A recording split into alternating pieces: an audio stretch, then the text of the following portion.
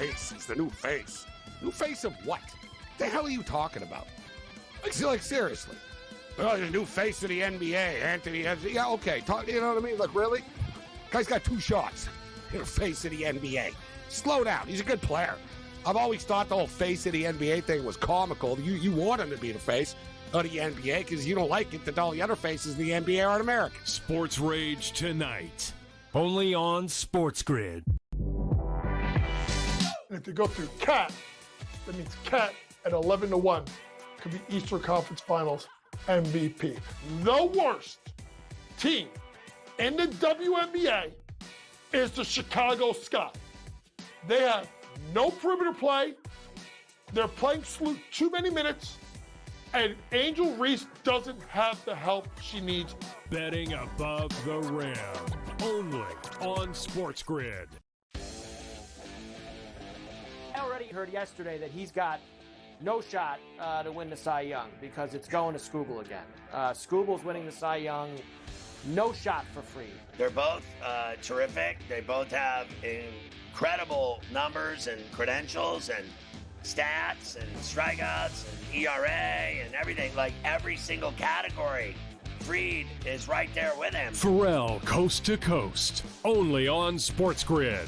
We're going to go through every single thing, and I've got a great team behind me that's going to help me get the job done. I want this to be the place that people come to. There is going to be an energy to game time decisions that you will feel night in and night out. We are going to hit every single one of those markets that you need to know about. We will have everything at our disposal, and we will use that to our advantage. There is not going to be a better place, I promise you, than Game Time Decisions. I'm Kevin Walsh. Tune in to Game Time Decisions weekdays on SportsGrid.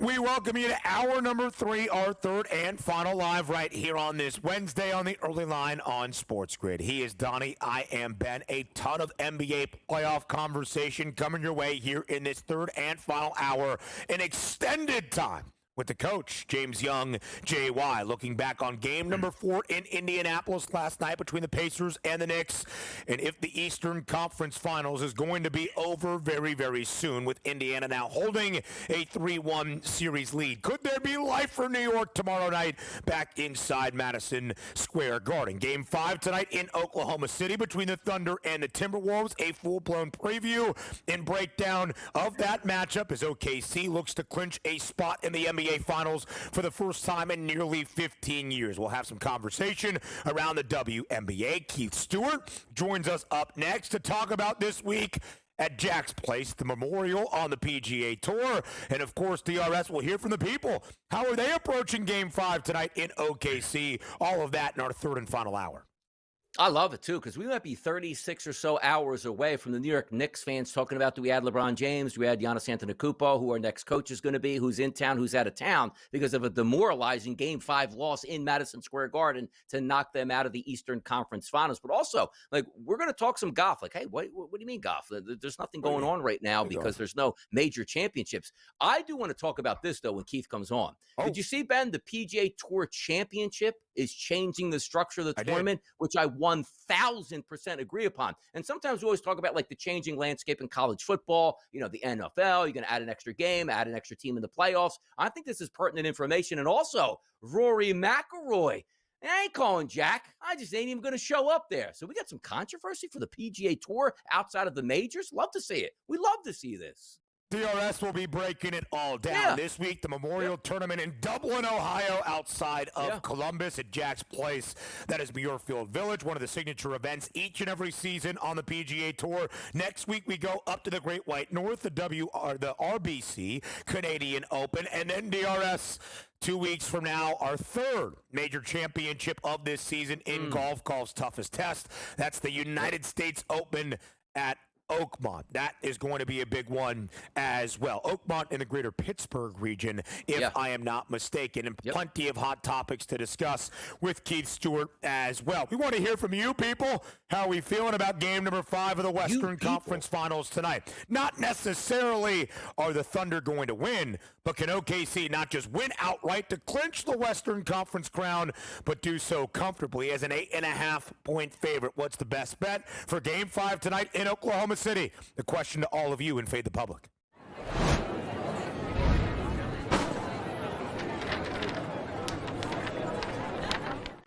At SportsGrid on Twitter, what is the best bet for tonight's T-Wolves versus Thunder game in Oklahoma City? Is it the Thunder as a hefty home favorite, laying 8.5? Is it the Timberwolves as the underdog, perhaps keeping this game close, competitive, and maybe, just maybe, staving off elimination? Is it the over of a total of 220 and a hook, or do we stay under that number? A lot of ways, DRS, that you can read this Fade the Public poll. Most of the public thinking the underdog in Minnesota keeps this game at least relatively competitive tonight, more than 34% of the votes right now.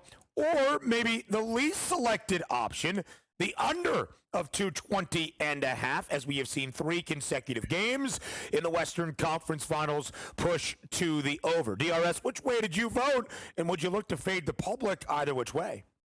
Yeah, it's not supposed to vote or, let's just say, bet with your heart at this point, but that's what I did. I went 8.5 on the Minnesota Timberwolves because I don't want to see the series end. Like, I want to see some adversity. I want to see a game number 6 back in Minnesota. I want to see a game number 7 to get to the finals here. The same way with the Knicks. I'm not a Knicks fan. I want to see the Knicks win in game number 5 because I want a game number 6 and maybe a game number 7 in the Eastern Conference Finals as well. And it's pretty close, though. You take a look right now, there's updated numbers. Thunder minus 8.5, 31% if we raise that up, and the Timberwolves plus 8.5 at 34%, which shows you that the balance of we probably know who's winning this game. We're just not sure who's going to cover because you're outside of the 2, 3, and 4, where if you win, you're probably going to cover, but you could still lose and be close in this game. But also, as I was talking about during the show so far, sometimes that bottom's just going to drop out where it's like, okay, we just can't cross this. We're still down by 10. It's the third quarter. It's not going our way. A couple 3 balls go down. The party atmosphere starts, and away you go with a 20-point blowout. And that could be the possibility tonight. So my voting rights, I went to the Timberwolves at 8.5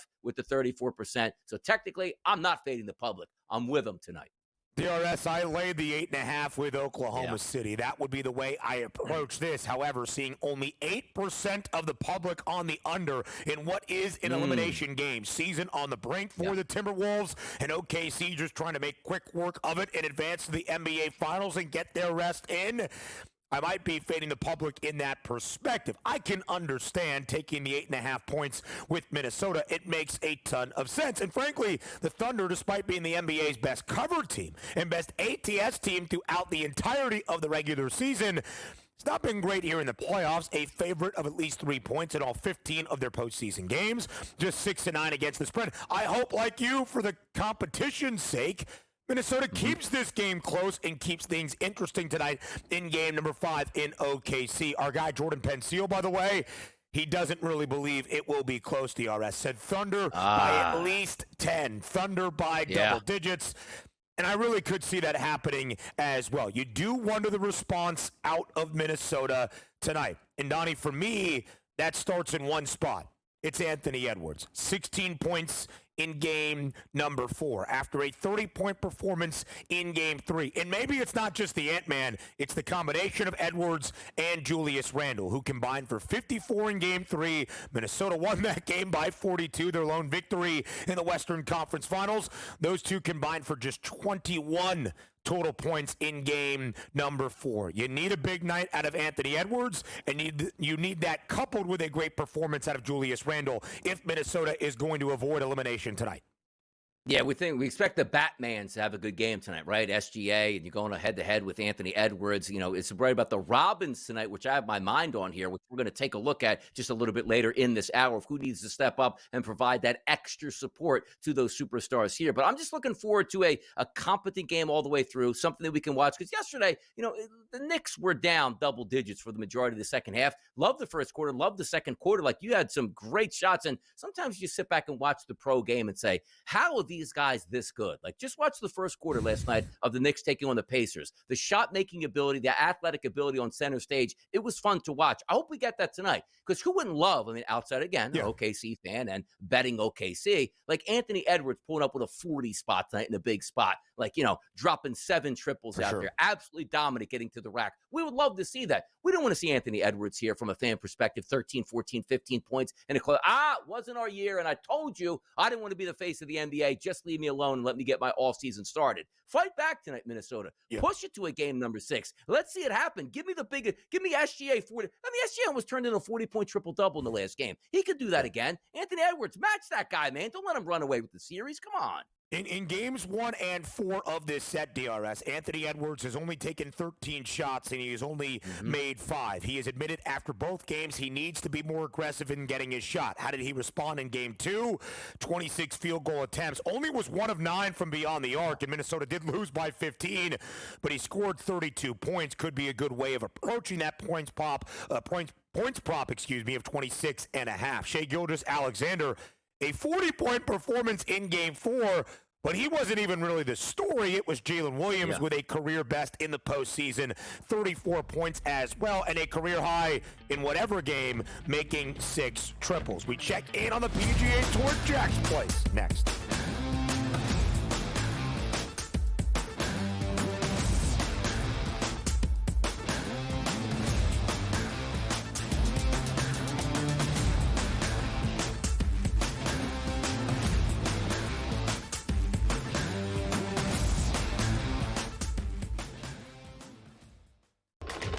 Enter into the magical world of McLuck.com, where even the smallest of spins can win real cash prizes.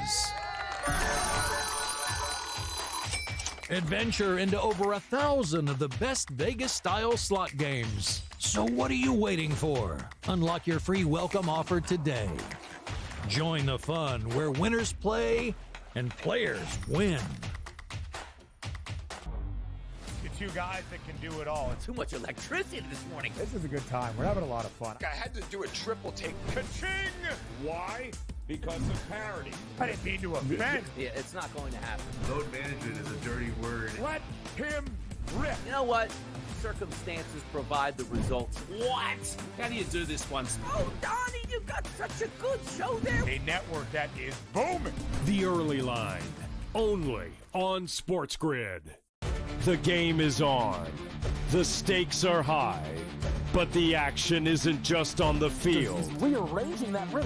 Get it inside! SportsGrid's in-game live. Your ultimate second screen experience. Just a little flyer, couple of 18.5 point live line. Every prop, every play, every day. Anything can happen. That's complete chaos. It's smarter to be on SportsGrid.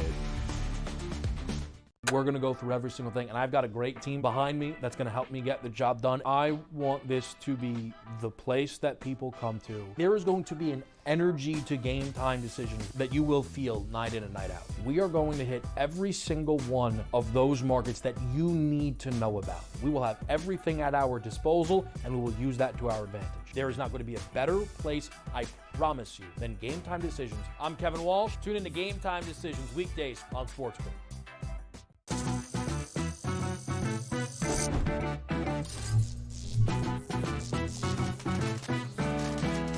Did you know sportsbooks tend to draw up tighter bet lines for events that get even more bettors, like championship games or major matchups? My tip? Try betting on less popular sports. You might have a better shot at beating those odds. Now, go get lucky. See you in Las Vegas. Let's get lucky.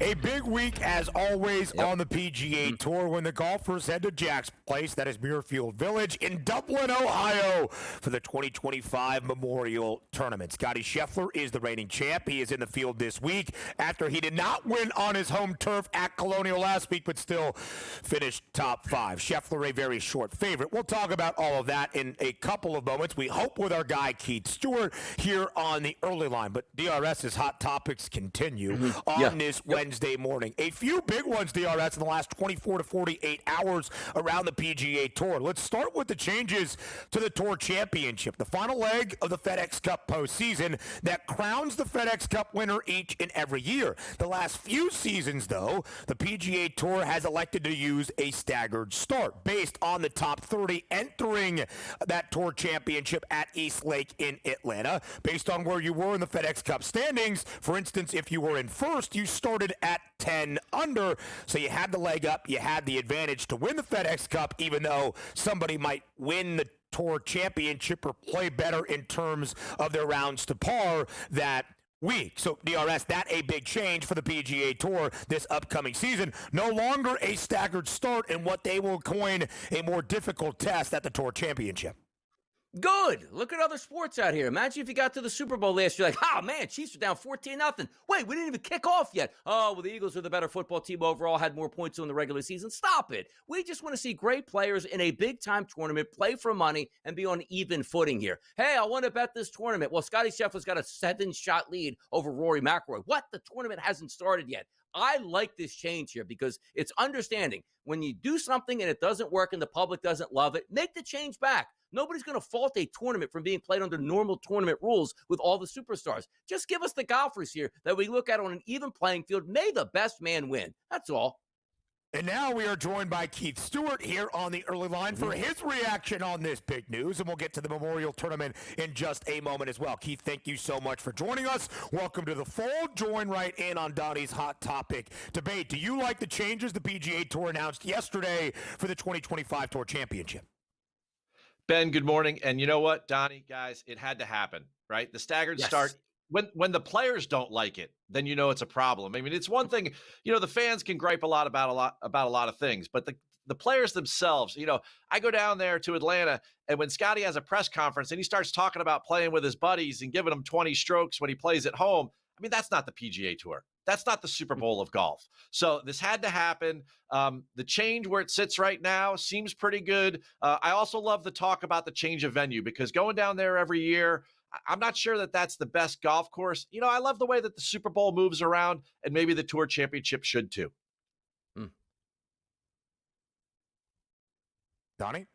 I like it. Yeah, look, I'm with you, Keith, right here. Well, I was expecting maybe combative, like we don't actually want to do that. Now, hear me out on this. We take a look at the Tour Championship, which I'm not a big proponent of anyway, but I like the changes. I think it makes some sense, and you're right. If the players don't like it, then so be it. Let's get into a little more controversy here. We're playing on one of the more iconic places with maybe the greatest golfer on the history of the sport. It's Jack Nicklaus. Always carries himself with grace everywhere he goes. Whenever he's on a telecast, it's must-listen TV, if that makes sense. But this week, Rory McIlroy doesn't show up. And always with that Florida swing, you knew when you were going to play at Jack's Place up north here, but also down south at Arnie's Club. You pay your respects to the greatest of the game who allow you to make this great earning power and also play this prestigious sport here. Any controversies with Rory skipping out on Jack's Place? And Jack I didn't really hear from him at this point.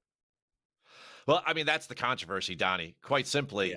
Guys have schedules, and with the way that the major championships and these signature events are being moved around, I mean, we're in the middle of 5, elevated events. We've got 2 majors and 3 signature events in 7 weeks. So I don't begrudge Rory for moving his schedule around. He wants to win a National Open in Canada, so be it, right? But the fact that he doesn't call the Golden Bear in the 50th edition of the Memorial, I think he'll regret that long term. Yeah, he did not call Jack Nicklaus to let him know that he was going to miss the Memorial Tournament. Jack saying yesterday at his pre-tournament press conference he doesn't hold anything against Rory McIlroy and understands that golfers have busy schedules to maintain and even move around. But again, an interesting development for Rory McIlroy, Keith, who did not speak with the media after any of his 4 rounds of the PGA Championship. Of course, what was a coronation and a celebration for finally winning the career Grand Slam at Augusta has kind of changed its tune in a pretty short amount of time. Now to the actual golf this week at one of the signature events on the PGA Tour. And who is the reigning champ at the Memorial? That would be Scottie Scheffler. And who is the very, very, very short favorite? That would also be Scottie Scheffler entering this week at plus 280. Let's start with the golf course at Muirfield Village, Keith. Your keys to this week in the Memorial Tournament are what?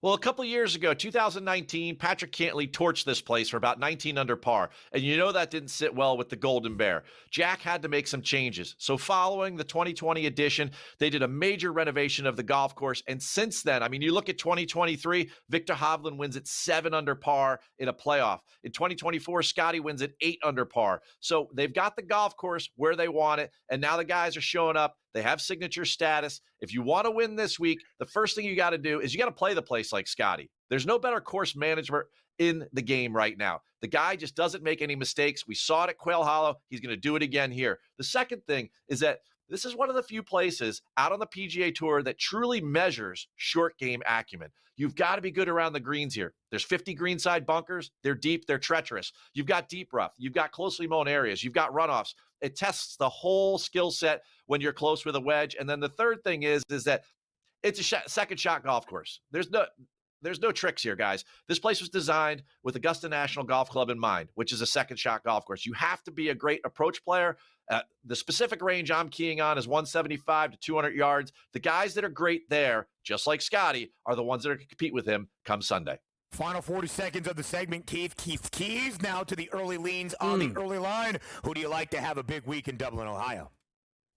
Ben, I like a guy that was good here in 2023. I think Victor Hovland he just has the perfect game for this place. He's great off the tee, plays a little fade, left to right ball flight. And then, of course, that approach bucket that I talked about, he is like third in the field. He is unbelievable there, and he knows how to score. Now, the second guy, you're going to love this one. Siwoo Kim, further down the board, about plus 4,500. Siwoo's been super hot lately. He's got 4 top 30s in a row on tour and 5 top 20s here at Muirfield Village. Keith Stewart, we appreciate the time as always. More on the early line next.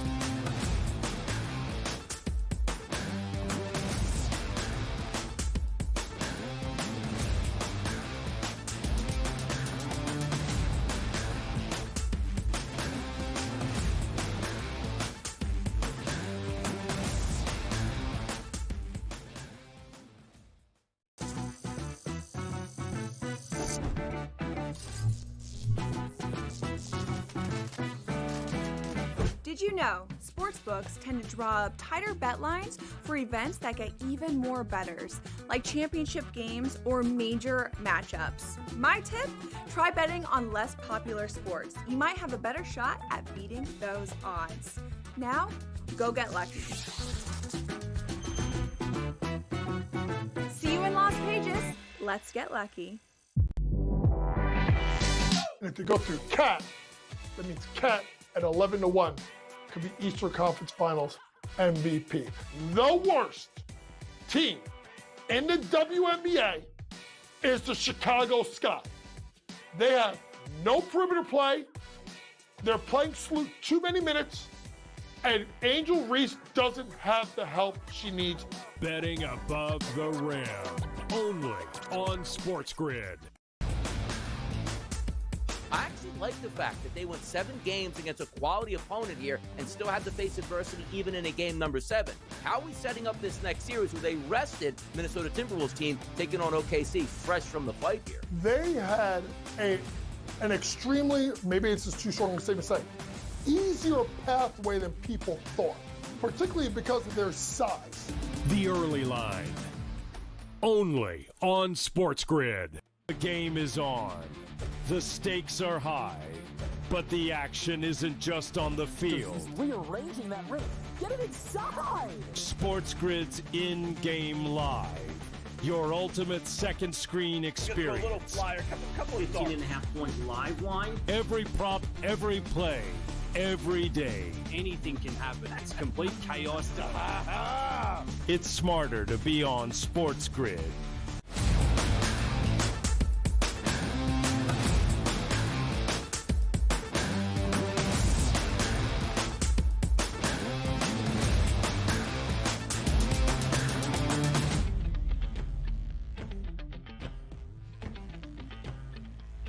Live right here on this Wednesday on the early line on SportsGrid. He is Donnie. I am Ben. In a matter of moments, we will be joined by the coach, J.Y. James Young. Let's talk about Game 5 tonight in Oklahoma City, DRS, between the Thunder and the Timberwolves. Again, OKC, 8.5-point home favorite with the opportunity to close out a series and win a conference championship tonight at home against Minnesota. Let's talk about the supporting staff. We've already highlighted the points prop for Shai Gilgeous-Alexander, 32.5, highest entering Game 5. Anthony Edwards on the other side, need a big performance if you are going to stave off elimination. 26.5, that number for the Ant-Man tonight and the Timberwolves. But how about the other guys, DRS? Jalen Williams, Chet Holmgren, sensational in Game 4. The trio, including SGA, combining to score a franchise record, or at least since they came to Oklahoma City, 95 points between those three. And we have highlighted Julius Randle, who has struggled mightily at times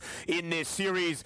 Very different than the opening 2 rounds for the Timberwolves that got them into the Western Conference Finals for a second straight year. As you look at those names, as you look at those numbers, what's the play tonight for Game 5?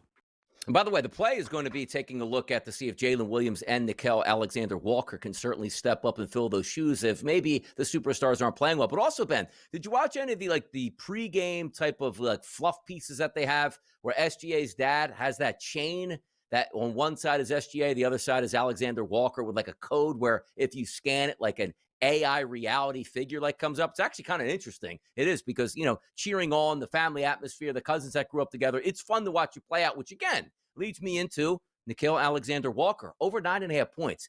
Now, I don't know if they're trapping me in this because it seems low.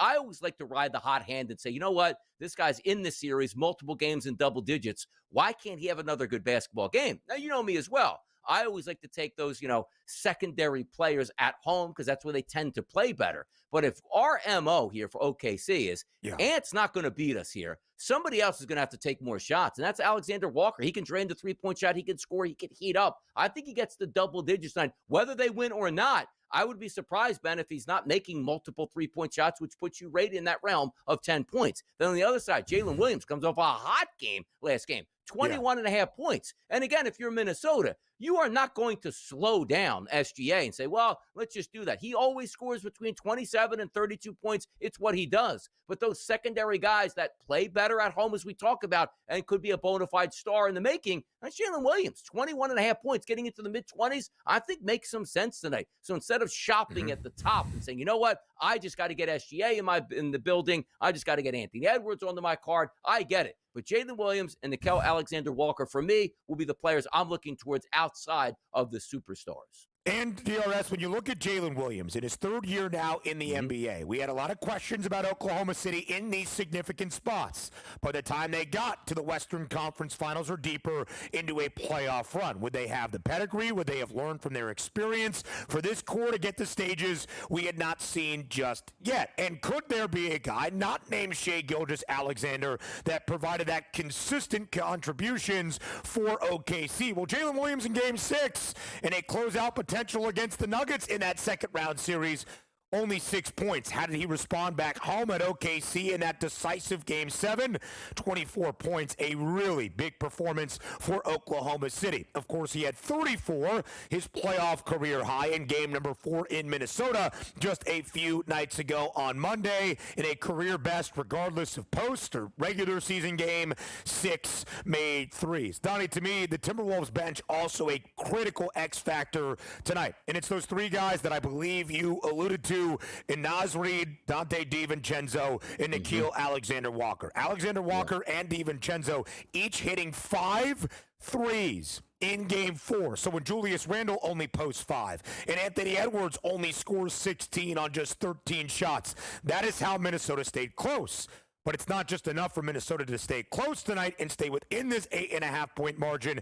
It's the Timberwolves trying to save their season on the brink of elimination. I think Naz Reid, Dante DiVincenzo, and Nickeil Alexander-Walker all need to pour in multiple triples. And, of course, Julius Randle cannot go out there and only score 5 points.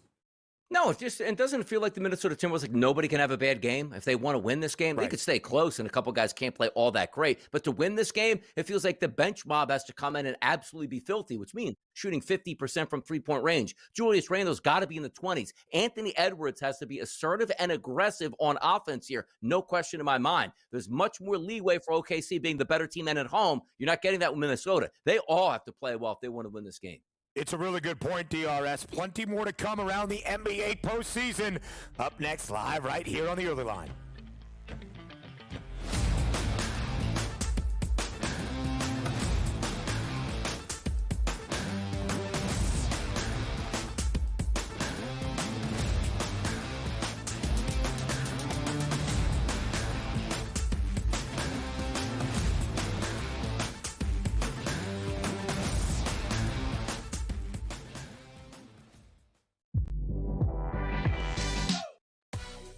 No, we're not. Fun? No, if the Knicks are losing, I'm gonna be miserable. Be fine. I'm gonna be miserable. Really? You know what? I'm saying Knicks are winning tomorrow. Oh. Fuck it. Here we go. Knicks are winning tomorrow. See that guy? No, that's the wrong guy. See that guy? See him? He's over his assist prop.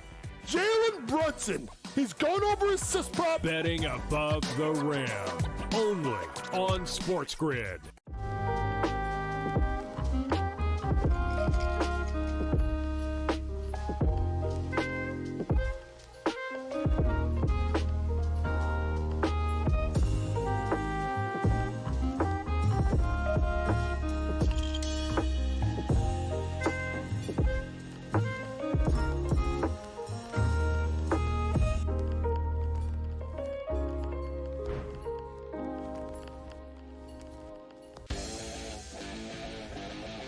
Heard yesterday that he's got no shot to win the Cy Young because it's going to Scoogle again. Scoogle's winning the Cy Young, no shot for free. They're both terrific. They both have incredible numbers and credentials and stats and strikeouts and ERA and everything. Like every single category, Fried is right there with him. Pharrell, coast to coast, only on SportsGrid.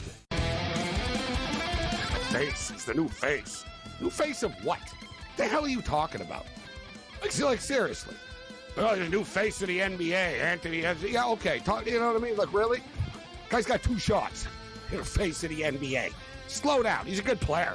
I've always thought the whole face of the NBA thing was comical. You want him to be the face of the NBA because you don't like it that all the other faces of the NBA aren't American. Sports Rage tonight.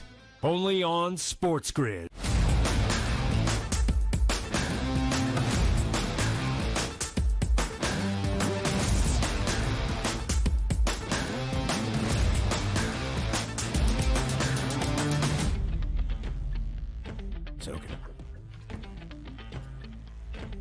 Live right here on this Wednesday morning on the early line on SportsGrid. We now welcome in the coach, J.Y. James Young, for the remainder of this Wednesday on TEL. Of course, to talk about Game 5 tonight in a series-clinching chance for the Oklahoma City Thunder in the Western Conference Finals to advance to the NBA Finals as well.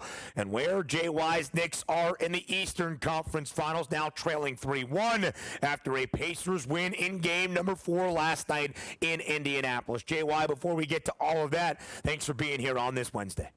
It's a pleasure to be on with both of you, at least you, Ben, because I know Donnie's coming with some Knicks propaganda in about 2 minutes. Yeah, we'll see where DRS stands on where things are in the Eastern Conference Finals after the Pacers take Game number 4 at home in Indy. 130-121 in a high-scoring affair that featured a historic night out of Tyrese Halliburton, as we'll detail in just a matter of moments. But big picture, JY, looking at this game, specifically Game 4 and how it unfolded, what did you make and what is your overall reaction to what we saw last night with Indiana's 9-point win in a high-scoring game? Not surprised it's a high-scoring game. I said on my scouting report yesterday, I took the Knicks team total over 109.5. You heard Indiana talk about this ad nauseum after losing Game 3. They felt that they let their foot off the gas, and they wanted to get the game up-tempo because they figured that the Knicks could not keep pace. I thought the Knicks were going to be able to keep pace in regards to the points. I just didn't know if they were going to win the game because of the fact that New York game gets sped up, by Indiana, who does a better job than anyone. So to me, to see the score the way it was with the total flying over was not a surprise. What I was surprised with is the recklessness and carelessness of how New York did not value the basketball. You can play fast, but not be in a hurry. The Knicks were both, and then particularly Josh Hart, who had 6 fouls, 5 turnovers, 4 in the first half. And when you play a team like Indiana, man, you could run with them. You just can't give the ball back to them because they live off of those turnovers, whether they're dunks or threes. Yeah, Halliburton was sensational yesterday. I thought Brunson opened up that game. I thought he might be going for a 50-piece at that point. Like, okay, this is going to be the Brunson game. Gets them back into the series before they head back to New York City. And it didn't work. Talk to me about this, Coach, because Thibodeau has made some changes where using his bench a little bit differently, which means Josh Hart coming off the bench played 36 minutes. But it's not necessarily equating to great play by the team itself. Is Josh Hart going to go back into the starting lineup for Mitchell Robinson, or is he probably going to keep that course the remaining parts of the series, however long it lasts? Honestly, I don't think it matters about the starters anymore. It matters of how much you want to play your bench. I mean, Deuce McBride's been pretty good in this playoff run since the Detroit series. They didn't really go to him in the second half. DeLon Wright gave him minutes. They didn't really go back to him. What's happening is this. For the first time, Donnie, the Nova Knicks may be a little bit of a problem. Here's why. Brunson, particularly defensively, was getting absolutely torched last night. Torched. You saw Indiana's motto. Switch, get Brunson and someone go to work, right? Mikal Bridges was off, particularly finishing around the rim, right? And Josh Hart threw the ball around the gym. There's sometimes tips, regardless of who he starts, he's got his guys. And he's stuck with his guys. And the reason why they won game 3 is he had no choice to go away from some of his guys because they got into foul trouble. So now in game 4, when they're not in foul trouble, he stuck to his guns, he stuck to his guys, and he got himself a loss due to the recklessness of some of their play.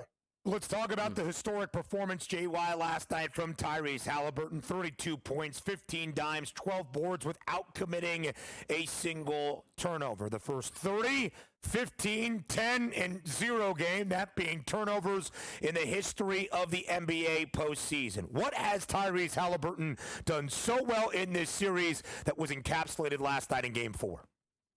Controls everything. And he doesn't have to. I know he scored big because, let's be honest, Ben, he had to kind of match Brunson shot for shot, particularly in that first half. But he got guys involved. They get into right spots. And when he's engaged and dialed in, this is what Indiana has. And this is what they didn't have, Ben, in the beginning of the year. We didn't see this type of play out of Halliburton. But he has flipped the switch, and he's been really good in the series. And let's be honest, I'm a Knicks fan. He's been the best player in the series. It's not been Jalen Brunson. It's not been Karl Anthony Towns. I know Siakam had the 39-point game in game number 2, but Tyrese Halliburton has been the best player in this series, bar none, both sides of the ball. So he's done that Rick Carlisle style of play, which is so, even as a Knicks fan, you got to appreciate watching a team that relies on the sum of their parts. And Halliburton picks spots where he takes off and he has to carry the team offensively in regards to scoring, but then he knows when to dial it back and get other people a ball, and that's what makes them really, really good, the totality of their parts and how Rick Carlisle uses his roster.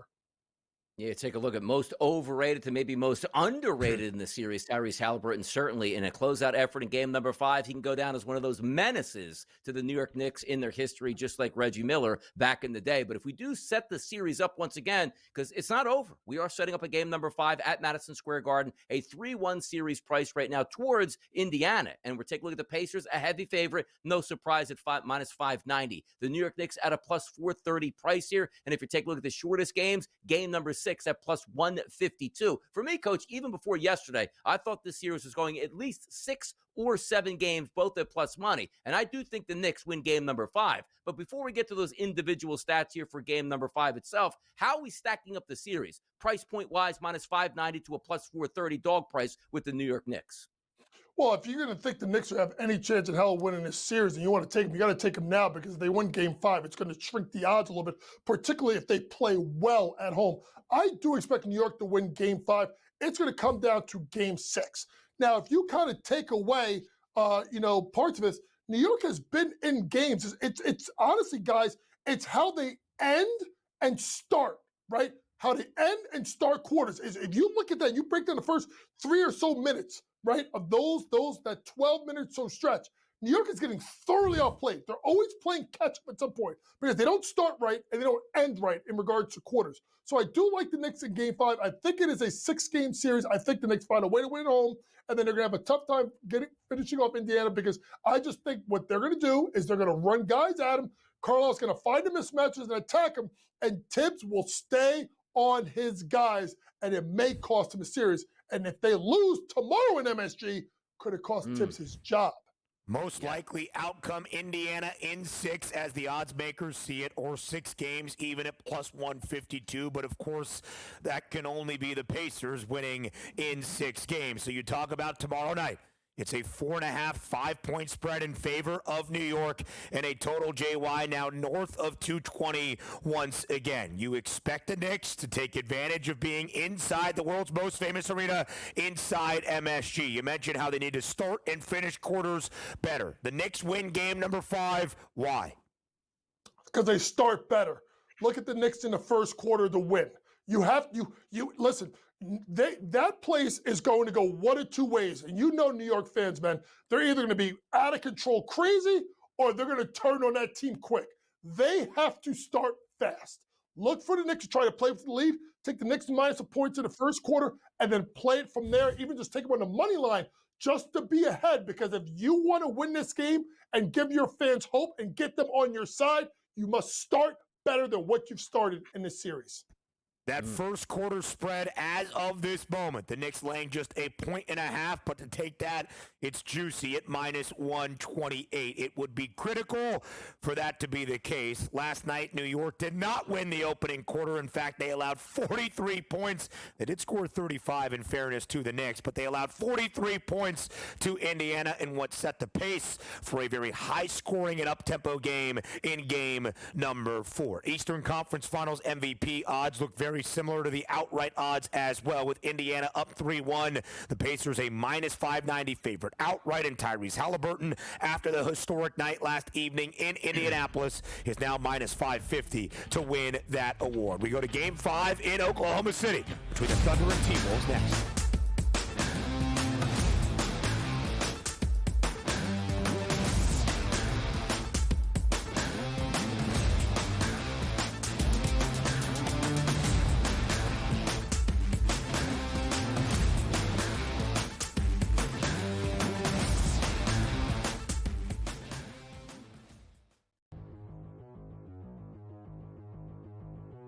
Buy or sell, Devers will be traded this season. Let's also not forget that there's $300 million on the table due to Devers, which eliminates him from, what would you say, like 17 teams? Oh, I would think more than 17, maybe 27. Oh, that's a joke. But how many teams could afford him? All right, 5, 6. How many teams need a third baseman who can't play third base? You know, how many people want to deal with his attitude? He hasn't come off looking good in any of this. Whether you believe he should have anyway, he doesn't look good at this. Will he be traded? No, he won't be traded. The salary alone makes it highly unlikely. He's a great hitter. No doubt he can hit. But other than that, there's too many between the money and the attitude and no really position for him here. He's not getting dealt anytime soon. Buy or sell, if the season ended today, Hunter Brown would win the American League Cy Young Award. Hunter Brown has been fantastic. All right, the guy that Craig's teasing, by the way, is Tariq Skubal of the Detroit Tigers here, who's certainly right up there with them. Max Fried for the Yankees has had a fantastic season. They finally lost a start where he pitched in against Seattle. They'd won every start. He's been fantastic. The season ended today with Hunter Brown winning the American Cy Young Award.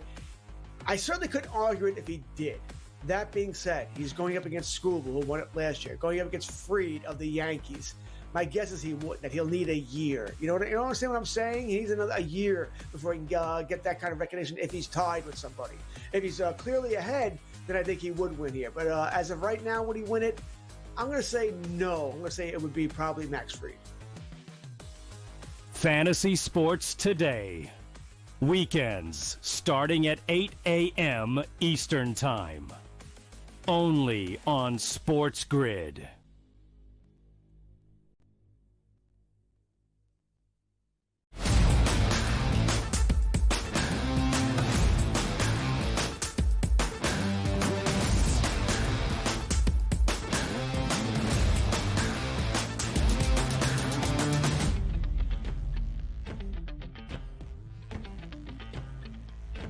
Live right here on this Wednesday on the early line on SportsGrid. Can the Oklahoma City Thunder clinch a spot in the NBA Finals tonight at home in game number 5 of the Western Conference Finals against the Minnesota Timberwolves? Our coach, JY James Young, will tell us exactly that. It's an 8.5-point spread, JY, in favor of OKC with a total that currently stands at 220 and a hook. The updated moneyline price now minus 335. So, JY, there's not so much a question on if the Thunder will advance to the NBA Finals outright for the first time since 2012. The odds makers expect that. The question then becomes, how competitive is game number 5 tonight in OKC?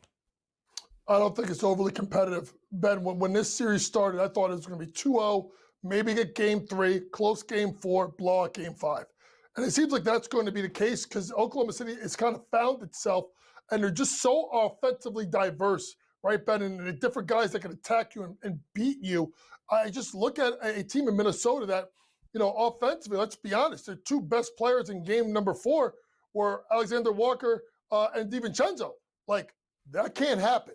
No offense to those guys. Those are great bench pieces, but you need Ant-Man and especially Julius Randle, who has now gone into a complete and total funk in games 3 and games 4 at home. Now we need him to go on the road and put on a big performance. I don't think so here. I think it's minus 8.5 with OKC. And then the problem also with Coach Finch is kind of like the Thibodeau problem is sometimes is when you go with these defensive guys, they can't score. When Mike Conley and Rudy Gobert are in the game, they're playing literally 3-on-5 offensively. Let's be honest. And they can load up. So I like the minus 8.5 for Oklahoma City. If it's close at the break, they have a way, but in the second half to open it up. If it's close or even losing at the break, jump on OKC. They'll find a way to open it up in the second half. Yeah, watch out for the avalanche coming from OKC tonight. I agree with that. But also take a look at Anthony Edwards and Shai Gilgeous-Alexander, the 2 superstars in this game. Ant-Man opened up the series, game number 1, 18 points. Obviously not good enough. Back-to-back 30-plus point performances, followed up by a 41-minute, 16-point performance. Not good enough. You see his updated numbers here. 26.5 as a points prop for Anthony Edwards and 32.5 for SGA. If you're looking at those 2 superstars, who are you leaning on tonight to go over their points prop here, Coach? If Minnesota's going to have a chance, it's going to be Ant. Donnie, I don't know if he gets there because I just think Minnesota's just going to load up and say, make someone else beat us. And honestly, I don't think SGA's got to get you 32.5 points for them to win. So honestly, if I could say neither, I'll say neither. But if you give me a guy I want to take on Minnesota, I just talked about them playing 3 versus 5 on offense. Naz Reid's points and rebounds is at 14.5. Over 3 straight games, 9 out of 12, they're going to need someone that can get them the ball and score a little bit. It can't be Rudy. Maybe Rudy gets pulled out a little bit. Go Naz Reid over 14.5 points plus rebounds. I think he can get to almost 20 tonight. It is really funny that Shai Gilgeous-Alexander has scored 31-plus in 3 of the 4 games in this series. In fact, he has scored 31-plus in 10 of the 15 for OKC in this playoff run, coming off his career-high 40 points in game number 4, but the story was more Jalen Williams and even the addition of Chet Holmgren for OKC to show that balance. But, JY, there is no doubt for the Timberwolves, you are going to need that balanced effort off the bench. Naz Reid, Dante DiVincenzo, Nickeil Alexander-Walker, who each of those final 2 made 5 threes in game number 4 to even keep this game within striking distance tonight. If you had to highlight a guy for Oklahoma City that could allow the Thunder to clinch this series rather comfortably, who would that player be? I'm going with another low-hanging fruit, and it actually is Isaiah Hartenstein. His points, rebounds, assists has 14.5. Now, under 2 straight. Now, this is the guy that can get you and get to 15 just points, rebounds alone, right? Over 11 of his 13 games before the last 2 he missed, 6 out of 9 versus the Timberwolves. I think that he may play a critical part because, number one, you put him at that pinch post at the top of the key, really good sideline. I was looking at his assists, but minus over 1.5 was just so much juice, I couldn't go there. So I decided to put the points, rebounds, assists together over 14.5 tonight for Isaiah Hartenstein. Let's take a look also at the series prices. We just take a look at the Indiana series versus the New York Knicks, much more palatable if you want to take an underdog. Not so much in this series here. The Minnesota Timberwolves, a 20-1 price. Why? Because OKC is minus 7,000 to win this series at this point. And the expectations are it's supposed to get closed out in Game 5. Do we see, Coach, a Game 6 or a Game 7, or is it a wrap tonight? And no matter how high you could put that price for the Minnesota Timberwolves, Coach, you ain't biting. Listen, man, they can put a lot of chum in the water. Don't mean I got to take it. So I'm definitely not taking anything in regards to pass this game. I think it's over. And I wouldn't be surprised, guys, if this is a 15, 20-point win, kind of like what they did to Denver in game number 7 when we just talked about the Avalanche. The Avalanche came late in the second quarter, that 15-2 run, 11 points for Jalen Williams. Guys, they just, at some point, they just get it. And their defense stays true to form and keeps them in this game. Now, can you say to me, can I see the Knicks forcing a Game 6? Yes, because they're at home. Can I see the Knicks forcing a Game 7 on the road? I mean, going by winning Game 6 in Indy? Yes. Why? Because the Knicks have a track record of winning games on the road. I can't do that with Minnesota. And not the fact that series has been more of a blowout more than the Knicks series, which has been tight. So you guys can donate all the money you want to FanDuel or whatever you want. I'm sure they'll take your money if you want to take some of your mortgage payments, which would be really dumb, and bet it on Minnesota to make any kind of comeback in this series. This series ends tonight. It's just a matter of by how much. JY, there's a thought right now with Oklahoma City minus 410 to win the Larry O'Brien Trophy that even if Indiana wins in 5 against the New York Knicks, the Thunder are going to be so heavily favored, there's very little that Indiana can do. Can the Pacers keep pace with Oklahoma City in that NBA championship set? They could keep pace. My question to you is, can they do enough to stop them? I know they can run with them. I know they got the depth, but do they have the defensive stoppers to go? Listen, I know Naismith's done a really good job on Brunson, but SGA is a whole nother different animal. And then you got to go guard Williams. I don't think they have enough people to guard with the height at the guard position. I think OKC runs them. Thunder now the strongest favorite we have seen to win an NBA title at minus 410. What will that series price be when we reach the NBA Finals, seemingly and not all that long from now? We got to send DRS to the money line. Donnie, have a wonderful time. JY and I end out the show looking at the WNBA next.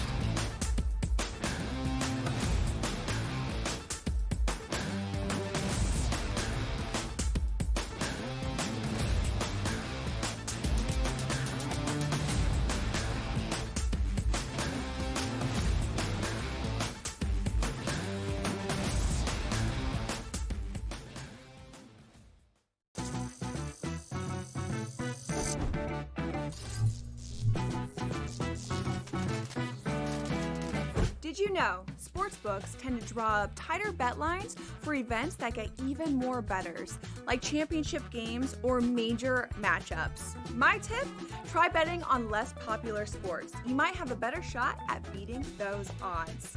Now, go get lucky. See you in Las Vegas. Let's get lucky.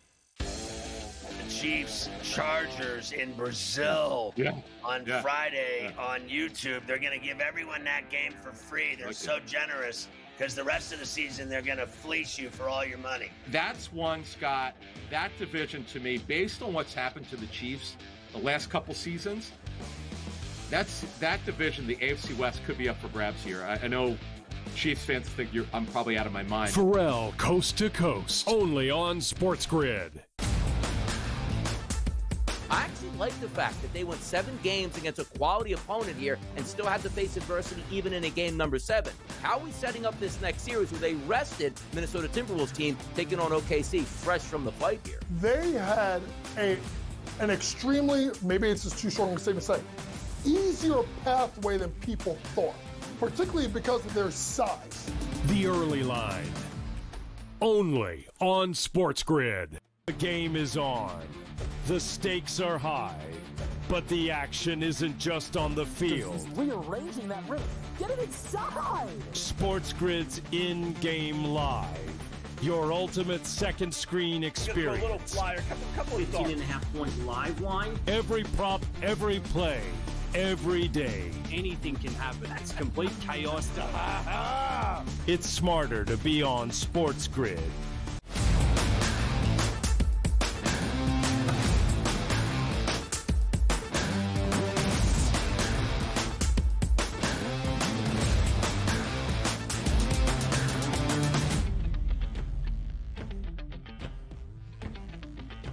From the NBA postseason to the very beginnings of a WNBA season, our coach, JY James Young, is here to end out our 3 hours on this Wednesday on TEL. Of course, JY, over the long holiday weekend, some big injury news hit the WNBA. Caitlin Clark, a left quad strain, out for a minimum of 2 weeks for the Indiana Fever. She will be reevaluated at that point. It could be a significant amount of time missed for Clark early on in her second WNBA season. Of course, there are many different ramifications for what this means for the league, for the Fever, all of that good stuff. From a basketball and coaching perspective, JY, how does this impact the way the Fever want to play? Tremendously. They have to play lower because not only is she their leading scorer, but her usage rate, Ben, and how much she has the ball in her hands or her creativity, you don't have that other kind of true point guard on the roster. So if you take a look, for instance, tonight, their over-under versus the Mystics is like 163. Their total versus the Liberty game last week was like 170-something. So it's already down 10, 12 points for one game. So here's the crazy thing. I think you still look under in the game. I think you have to walk the ball up the floor. I think you have to get into offense a little bit slower. And a team in the Mystics that have gone under this number 3 straight times. Take a look at under 163. Now, who does it benefit in regards to a player? It's Kelsey Mitchell, right? People got to remember, folks, Kelsey Mitchell has scored at least 17.5 points per game since 2020. She was absolutely electric the second half of the year. She is a shot maker and a shot taker. I don't trust Lexi Hall, even though she's gotten the starting spot. Dewana Bonner has not been good. Natasha Howard's been up and down. I wouldn't go to Leah Boston because she relies on that pick and roll, Ben, pick and pop with Caitlin Clark. It's right at Kelsey Mitchell. Kelsey Mitchell over 20.5 points tonight versus the Washington Mystics. 15 plus for Mitchell in all 4 games this year for the Fever, but only over 20.5 with 24 in game number 2 of the year against the Atlanta Dream. The Fever off to a 2-2 start. And of course, JY, this is why the roster was built up in Indianapolis around Caitlin Clark to be able to sustain potentially this, but also be a true WNBA title contender. As we go big picture, look at the Fever's price now to win a championship. It is plus 430 entering the weekend in that marquee matchup on Saturday afternoon against the reigning champs in the Liberty, who we will discuss in just a matter of moments. That was a plus 350 price on Indiana. It is moved back by nearly $1. Big picture here, if Caitlin Clark is out for multiple weeks for the Fever, does it change your outlook on Indiana in terms of being that true contender? No, I just got to see when she gets back. I mean, I still think at the end of the day, they're maybe now a top, 5. They're definitely a top half of the league, right? They're definitely now top 6. They still have enough with Mitchell and Hull and Boston and Cunningham and Bonner. Obviously, we need Dewana Bonner to play more like the back of her basketball card because she has not been good. But I still think they're a top 5, top 6 team. What it just does is it just opens up the fact that the New York Liberty, who's playing really well, they're the best team in the Eastern Conference. And now it's probably by a wide margin, and they'll open up that lead.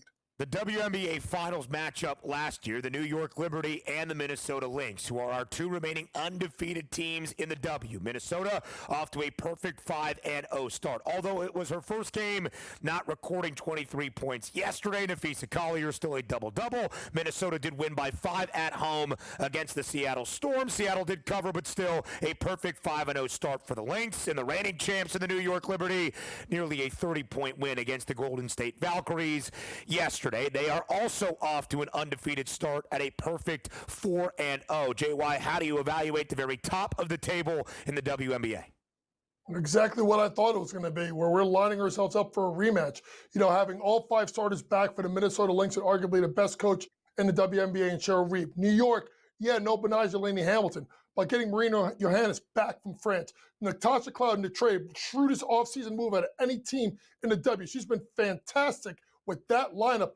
Ben, we are on a collision course for a rematch. I don't trust Vegas. I think they missed Kelsey Plum and their bigs more than people think. I don't know if that Gray backcourt with Jackie Young and obviously Jewel Lloyd's going to work. Too little size. It's Minnesota, New York on the collision course. Don't touch Fischer now at minus 210. Let Caitlin Clark come back. Maybe she goes on a run. She drops down. Then jump on Fischer. You missed your mark. It may come back again.